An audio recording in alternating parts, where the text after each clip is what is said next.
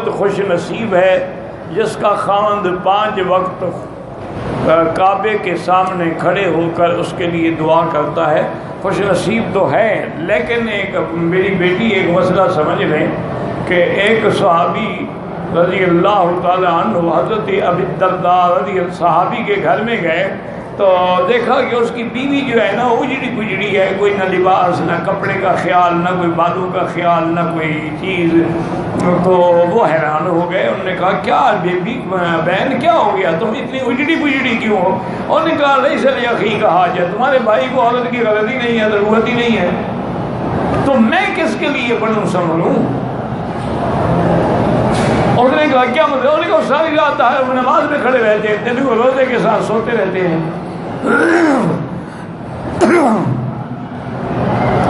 تو وہ اتنے ناراض ہوئے کہ انہوں نے کہا کیا کر رہے ہو تم؟ یہ دین ہے کہ دن میں روزے رکھو اور رات کو تم جا کے نمازیں پڑھو، اور بیوی کا حق کون ادا کرے گا؟ خبردار ایسا کرنا منع ہے. حضور نے فرمایا کہ میں سوتا بھی ہوں، میں جاگتا بھی ہوں، میں روزے بھی رکھتا ہوں، میں افطار بھی کرتا ہوں، میں اپنے بیویوں کے حقوق بھی ادا کرتا ہوں. تو اگر خامد حقوق نہ ادا کرے، صرف کعبے میں کھڑے ہو کے دعائیں کرتا رہے، تو یہ کیسی خوش نصیبی ہے؟ ہاں اگر وہ حقوق بھی ادا کرتا ہے پھر دعائیں کرتا ہے تو پھر عورت خوش نصیب ہے، ورنہ صرف دعا سے تو گزارا نہیں ہوتا نا. عورت کو کچھ دوا بھی تو چاہیے. استخارہ کرنے کا کیا مشکل ہے؟ بھی 2 رکعت نماز پڑھو اسی نیت سے کہ میں فلاں کام کے استخارے کے لیے پڑھ رہا ہوں. اس کے بعد دعا ہے لکھی ہوئی، دعا لمبی ہے، وہ چھپی ہوئی لے لو. اللہم انی استخیرک بعلمک واستقدرک بقدرتک واسألک من فضلک العظیم فإنک تقدر ولا أقدر وتعلم. کیسے یاد کرو گے؟ وہ لے لو اور وہ دعا کم از کم 3 دفعہ پڑھو. پھر اس کے بعد معاملے کو اللہ پہ چھوڑ دو. اگر کوئی چیز کا دل میں خیال نہ آئے پھر دوسری رات کرو، تو حتیٰ کہ حضور نے 7 راتوں تک کرتے رہو. جب دل ایک طرف 100% مائل ہو جائے وہ کام کر لو. اچھا کبھی جلدی ہوتی ہے، وقت ہی نہیں ہے، تو 2 رکعت پڑھ کے استخارے کی دعا مانگ کے چل پڑو. اگر اللہ کو منظور ہے تو کام ہو جائے گا، ورنہ خود بخود رک جائے گا. یہ تو بس لوگوں نے بنا رکھا ہے کہ خواب ہو اور خواب دیکھو اور خواب میں کیا نظر آیا، اور کچھ لوگوں نے یہ بنا رکھا ہے اور یہ بزرگوں سے استخارہ کرو. یہ تو بالکل قرآن حدیث کے خلاف ہے. ہر آدمی خود استخارہ کرے، بزرگ کا کیا تعلق ہے استخارے سے؟ نعت میں یہ الفاظ کہ بگڑی بنا دو یا نبی سیدھا شرک ہے. بگڑی بنانے والا اللہ ہے، نبی تو نہیں ہوتا. حضور نے فرمایا کہ میری بگڑی بھی اللہ بناتا ہے، تو پھر تمہاری بگڑی حضور کیسے بنا؟ لا املک لنفسی نفعا ولا ضرا الا ما شاء اللہ. میں تو اپنی جان کے نفع نقصان کا بھی مالک نہیں ہوں. طواف کے 22 گھنٹے کے بعد صفا مروہ دوڑا، اگر احرام نہیں اتارا، طواف کے بعد احرام باندھے رکھا، پھر 22 گھنٹے کیا 30 گھنٹے کے بعد بھی صفا دوڑے تو جائز. اگر احرام اتار دیا تھا، حلق کرا لیا تھا، تو پھر جو ہے دم پڑ جائے گی. کہتے جی کہ مسلمانوں پر جو ظلم ہو رہا ہے شام میں کشمیر، تو قریبی لوگوں پر جہاد فرض ہے، ساری دنیا پہ نہیں ہے. جہاد کے احکام ہیں، ابھی قریبی والے مسلمان لڑیں گے. دعا کرو اللہ حق والوں کی مدد کرے، کشمیر ہو یا فلسطین ہو. اب دیکھیں نا کتنی بڑی طاقت ہے جس نے 7 لاکھ اپنی مسلح ملٹری ڈالی ہوئی ہے، لیکن اس کے باوجود کشمیریوں کو قابو تو نہیں کر سکے. فلسطینی بیچارے پتھر مار کے لڑتے ہیں، ان کو بھی آج تک قابو تو نہیں کر سکے نا. مسلمان ہے. انشاءاللہ اسلام بلند ہوگا اور ظالم کا ظلم مٹ جائے گا. میں ابو ظبی میں مزدوری کرتا ہوں، والد صاحب کو دیتا. اب صورت ٹھیک نہیں رہتی ہے، والد صاحب ناراض ہوتے ہیں، تو گھر بنایا وہ چھوٹے بھائیوں کو دے دیا. میرا بھائی آپ نے اگر آپ کے پیسوں سے گھر بنایا وہ آپ کا ہے، لیکن اگر وہ پیسے آپ نے باپ کو دے دیے تھے پھر باپ مالک ہے، وہ جس کو چاہے دے. آپ اپنا الگ بنا رہے ہیں تو اچھی بات ہے، لیکن والد کی خدمت بھی کرتے رہیں۔ دوسرا عمرہ کر سکتے ہیں، بالکل 100 عمرہ کر سکتے ہیں، نفلی عبادت ہے، کرو مرضی نہ کرو مرضی، مسجد عائشہ سے کرو، جیرانہ سے کرو۔ آدمی آنکھیں بند کر کے نماز پڑھ سکتا ہے، اللہ نے ہمیں آنکھیں دی، اندھے کیوں بنتے ہو بھائی؟ بالکل غلط ہے، نظر نیچے رکھو، حکم ہے نا کہ نظر اپنی سجدے کی جگہ پر، تو اگر آنکھیں بند ہوگی تو نظر کیا رکھو گے؟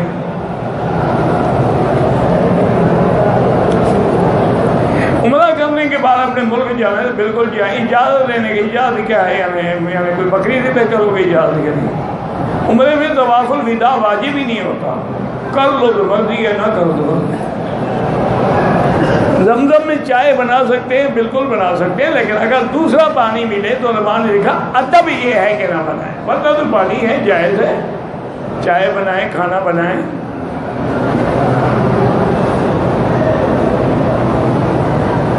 اپنے ملک میں نمازیں درست کرے، شریعت کے مطابق زندگی گزارے، یا عمرہ کرنا، عمرہ بھی تو شریعت کے مطابق ہے نا، اللہ رسول کا حکم ہے اتم الحج والعمرۃ للہ۔ یہ شیطانی خیال ہوتا ہے، تم صرف سگریٹ پینا چھوڑ دو کوئی غریب نہیں رہے گا، صرف عمرے والوں کو کیوں روکتے ہو بیچاروں کو؟ جن کے مقدر میں لکھا ہوا ہے وہ کریں گے۔ روزانہ عمرہ کر کے مہینے میں اگر عورت 30 عمرے کرے گا تو 30 دفعہ بال، بالکل 30 دفعہ بال کاٹے گا۔ غم نہ کرو میرا بھائی، لوگ تو شولڈر کٹ آج کل لڑکیاں بنواتی ہیں، تم اتنے بال کاٹنے میں ڈر گئے ہو۔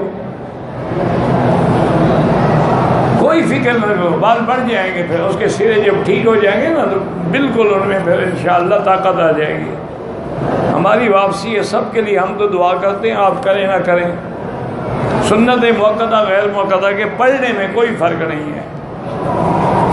مؤکدہ کا معنی زیادہ تاکید والی، کہ وہ حضور نے سنت نہ چھوڑی ہو کبھی، وہ موقع کبھی پڑھی کبھی نہیں پڑھی تو غیر مؤکدہ ہوگی، بات تو وہی ایک ہے۔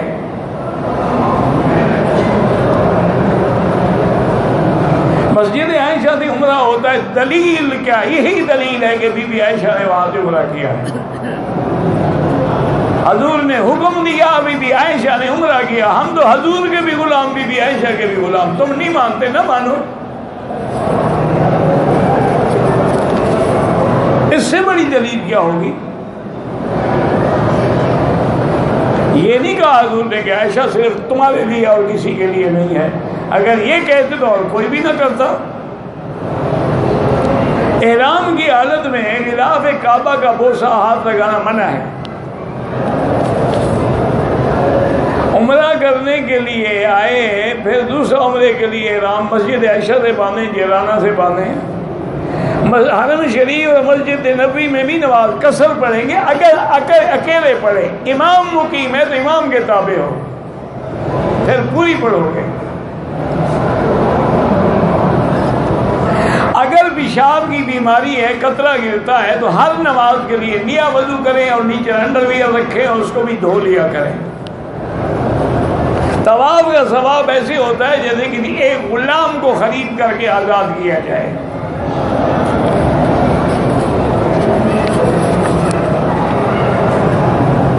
میں 3 طواف کرتا ہوں اور ان کا نفل نہیں، واجب الطواف بعد میں 2 رکعت پڑھ لیتا ہوں، ٹھیک ہے۔ مجھ پہ دم پڑ گیا ہے، پاکستان میں نہیں دے سکتے، یہاں مکے میں دینا ہوگا، نہ ہو 10 روزے رکھ لینا بس۔ نماز سے پہلے صلاۃ و سلام جو ہے یہ بدعت ہے، یہ تو حضور کے 600 سال بعد شروع ہوئی، ابتدا ہوئی بادشاہ مظفر سے، مصر سے پھر پھیلتی گئی۔ حرم مانا وہ چیزیں جو باہر حلال ہیں وہ بھی یہاں حرام ہیں۔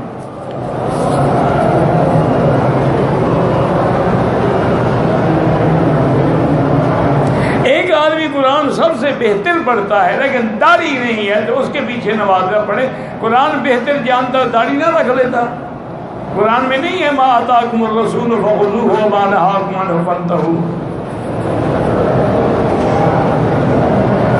بعض لوگ داڑھی رکھتا ہے مگر داڑھی کو کاٹ کے انگلی کی ایک پور تک، وہ بھی امام نہیں بن سکتا۔ اصولاً امام وہ بنے گا جس کی داڑھی شریعت کے مطابق ایک مشت ہو۔ ایک ہے کہ کوئی نہ ملے تو پھر وہی غنیمت ہے، اندھوں میں کانا راجا۔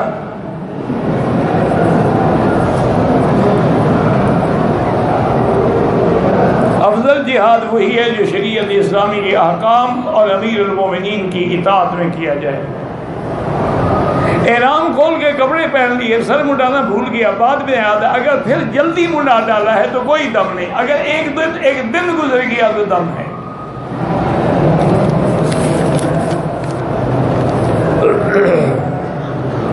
بزرگ ساتھ تھے عمرے میں، طواف کر لیا، سائی اگلے دن کی گم ہو گئی تھی۔ میں نے کہا ہے نا کہ احرام نہیں کھولا تو کوئی دم نہیں، چاہے 2 دن کے بعد صفا مروا دوڑے۔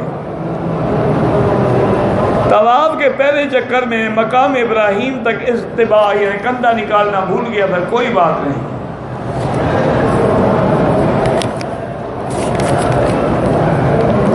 مدینے سے آ کر طواف کر لیا، واجب الطواف بھول گئے، صفا کے 3 چکر کے بعد یاد آیا تو پڑھ لیے، کوئی حرج نہیں۔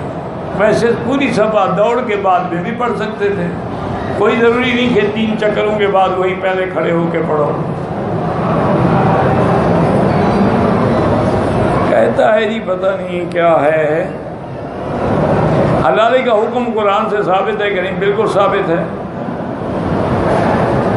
بات کو تم نہ سمجھو تو مولویوں کا قصور تو نہیں ہے نا، حلالہ تو قرآن سے ہے، فَلَا تَحِلُّ لَهُ مِن بَعْدُ حَتَّى تَنْكِحَ زَوْجًا غَيْرَهُ۔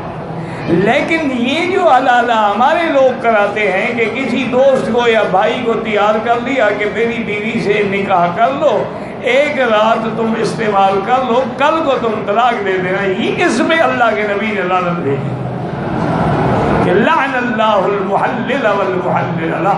حلالے کا معنی یہ وہ شادی کرے اپنے منشے سے، اگر اگلا چھوڑے یا اتفاق سے وہ مر جائے، یہ نہیں ہے کہ کرائے پہ حلالہ کرایا جائے، اس میں لعنت ہے۔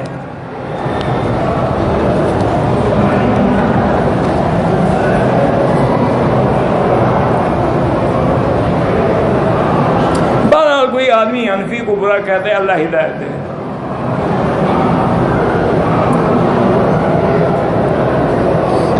تبلیغی جماعت یا فضائل اعمال کی برائی کرتا ہے، دعا کرو اللہ ہدایت دے، اور اللہ والوں کی برائی کرنے سے آدمی کا خاتمہ خراب ہو جاتا ہے۔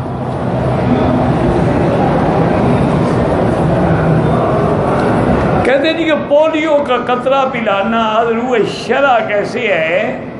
وفاق المدارس کے رسالے میں خدشات، یہ مسئلہ وہاں اپنے علماء سے پوچھیں، مجھے نہیں پتا ہے کہ پولیو کا قطرے کا اصل کیا ہے، بنیاد کیا ہے، اجزاء کیا ہے، میں کیسے بات کر سکتا ہوں؟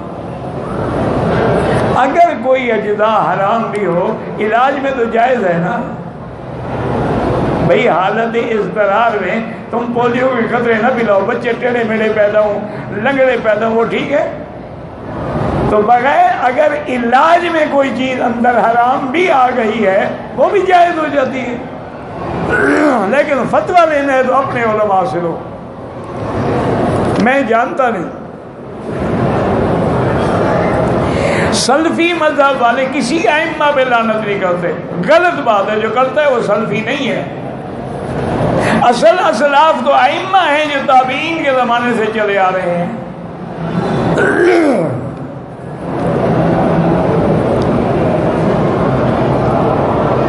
اگر اگلی صف میں جگہ ہے تو آدمی کو آگے جانا چاہیے، پیچھے نہ کھڑا رہے۔ میں کراچی سے کام کے سلسلے میں آیا تھا، احرام باندھے بغیر میں مکے میں داخل ہو گیا، بعد میں مسجد عائشہ سے عمرہ کیا۔ بہرحال حنفی مسلک میں تم پر دم ہے، باقی ائمہ کہتے ہیں نیت کام کی تھی، عمرے کی نہیں تھی، دم نہیں پڑے گی۔ نماز جنازہ میں حنفی مسلک میں فاتحہ نہیں ہے، پہلی تکبیر کے بعد ثنا ہے، پھر درود ہے، پھر دعا ہے، چونکہ ان کے نزدیک جنازہ دعا ہے، جنازہ نماز ہے ہی نہیں۔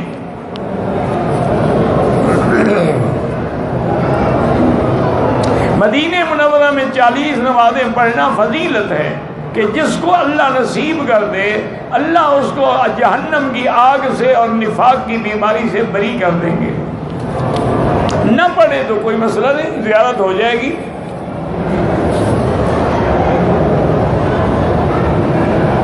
مرد کے آگے سے اگر نوجوان عورت گدھا گزر جائے تو نماز ٹوٹ جاتی ہے، یہ ٹھیک بات ہے، نہیں ٹوٹتی ہے، خیر میں ہے۔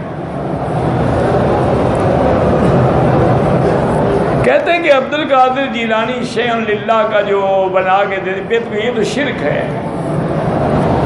یا عبد القادر جیلانی شیئا للہ کہنا یا لکھنا یا پڑھنا شرک ہے، یا اللہ کے لیے ہے، کسی غیر کے لیے نہیں ہے۔ بیعت قرآن و حدیث سے ثابت ہے، بالکل ثابت ہے، حضور نے بیعت نہیں کی صحابہ سے۔ بیعت علی الاسلام بھی ہے، بیعت علی الجہاد بھی ہے، بیعت علی السمع والطاعہ بھی ہے۔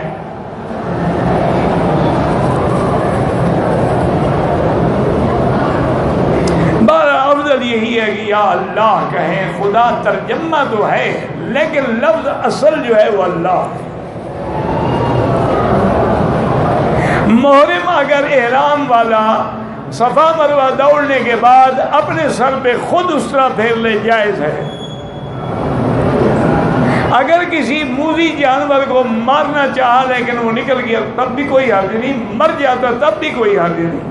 احرام کی حالت میں موذی کو مارنا تو جائز ہے، یہ تھوڑا ہے کہ احرام میں ہوں سانپ آ جائے تو کہاں ہے جی ہمیں ڈس لو، ہم احرام میں ہیں حضرت آ جاؤ،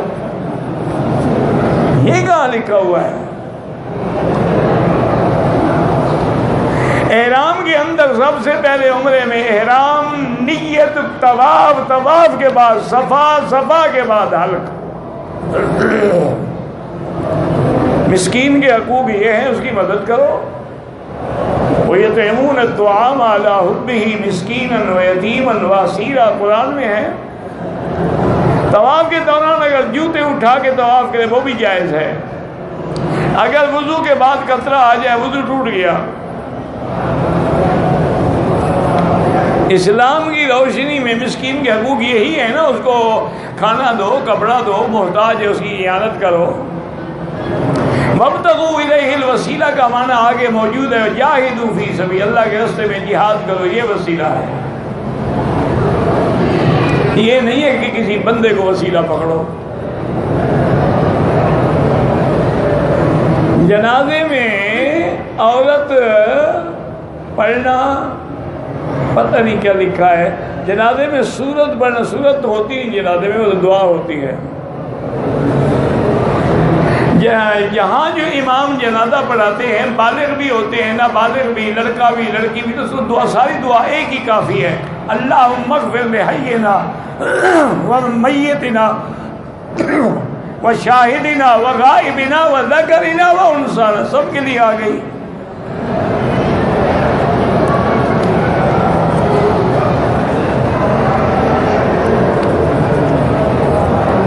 کہتے ہیں جی کہ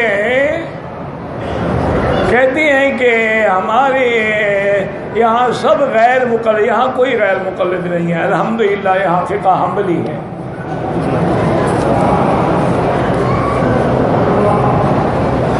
میرا مسئلہ یہ ہے کہ میں کل والدہ کی طرف عمرہ کرنے کے لیے مسجد ہجرہ احرام باندھنے گیا، احرام کی ناپاکی کی وجہ سے میں نے نیت نہیں کی، حتیٰ کہ میری بیوی نے عمرے کی نیت کر لی۔ جب کہ ہم واپس پہنچے تو میری بیوی گھبرا گئی کہ میں اکیلی نہیں کر پاؤں گی۔ ہم گھر واپس چلے گئے اور ہم بستری بھی کر لی، ماشاءاللہ۔ ہم بستری سے تو نہیں گھبرائی نا، عمرہ کرنے سے گھبرا گئی۔ انا للہ و انا، آپ دم بھی ادا کرو اور عمرہ بھی کرو دونوں۔ انا للہ و انا الیہ راجعون۔ بہرحال اگر عورت ہے یا بچے حیض بھی حالت میں دستانے ہاتھوں میں رکھ کے قرآن پر نہ پڑھائے تو افضل ہے بس۔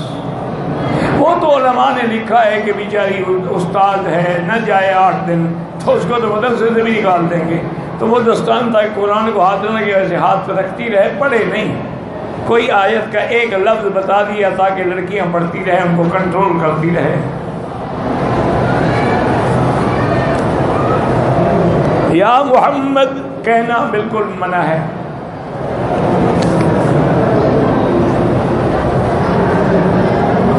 کہتے ہیں جو کڑی پتہ نہیں مار کر بیٹھتے ہیں، گود میں ہاتھ رکھتے ہیں، اگر آدمی کے جھونکے میں اپنا ہاتھ اپنے عضو کو لگ جائے وضو نہیں ٹوٹتا۔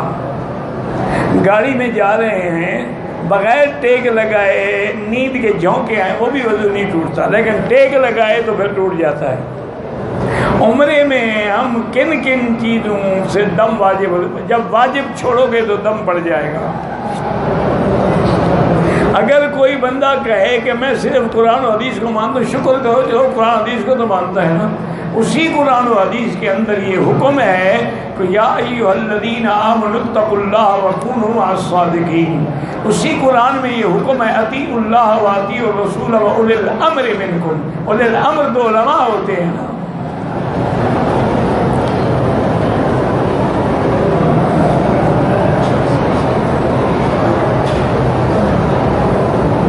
سیرت میں نے کیا کہا اللہ عالم، باہر یہ تو حدیث میں ہے، حضور فرماتے ہیں کہ میں نے 3 دفعہ پڑھنے سے انکار کیا، فَضَمَّنِي ضَمَّةً، پھر جبریل نے مجھے سینے سے لگا لیا اور پھر کہا پڑھو، تو میں نے پڑھ لیا۔ اس کا مطلب اب سمجھنے کے لیے کسی عالم کے پاس جاؤ، عورت اگر ناپاکی کی حالت میں ہو تو باہر بیٹھ کے کعبے کو دیکھ سکتی ہے لیکن اندر نہیں آ سکتی ہے، دیکھنا تو منع نہیں ہے۔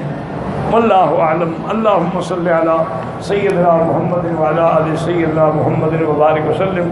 یا اللہ یا رحمان یا رحیم یا حی یا قیوم یا ذی الجلال والاکرام، یا الہنا الہ کل شیء، الہا واحدا لا الہ الا انت، اللہم انت الميسر لكل عسیر وانت على كل شيء قدیر۔ اللہم انا نسألک باسمائک الحسنى وصفاتک العلی، اللہم یسر امورنا فرج همومنا اقض عنا دیوننا، اللہم اشفنا واشف مرضانا وارحم موتانا واستجب دعاءنا ولا تخيب رجاءنا برحمتک یا ارحم الراحمین۔ اللہم نور وجوہنا بنور الایمان، نور قلوبنا بنور العرفان، اللہم ارزقنا علوم الاحادیث والقرآن، اللہم ثبتنا علی الایمان، اللہم ارزقنا حسن الختام۔ یا اللہ بیماروں کو شفا عطا فرما، یا اللہ ہم سب کی ظاہری باطنی روحانی جسمانی بیماریاں دور فرما، یا اللہ اس عاجز پہ بھی رحم فرما، مجھے بھی ہر بیماری سے، ہر مرض سے، ہر قرض سے، ہر بلا سے محفوظ فرما۔ یا الہ العالمین یا ارحم الراحمین، مسلمان کشمیر میں ہیں، شام میں ہیں، فلسطین میں ہیں، عرب میں ہیں، عجب میں ہیں، ان کی جان مال آبرو عزت کی حفاظت فرما۔ یا اللہ عالم اسلام کی حفاظت فرما، یا اللہ اس بلد الامین کی قیامت تک حفاظت فرما، ہر فتنے سے محفوظ فرما۔ یا اللہ پاکستان کی حفاظت فرما، یا اللہ ہنود اور یہود کی سازشوں سے اور فتنوں سے محفوظ فرما۔ ربنا تقبل منا انك انت السميع العليم وتب علينا انك انت التواب الرحيم، ربنا لا تؤاخذنا ان نسينا او اخطانا، ربنا ولا تحمل علينا اصرا كما حملته على الذين من قبلنا، ربنا ولا تحملنا ما لا طاقة لنا به، واعف عنا واغفر لنا وارحمنا انت مولانا فانصرنا على القوم الكافرين۔ صلی اللہ تعالی علی خیر خلقہ سیدنا محمد وعلی آلہ واصحابہ اجمعین۔ اللہم صلی علی سیدنا محمد وبارک وسلم علیہ۔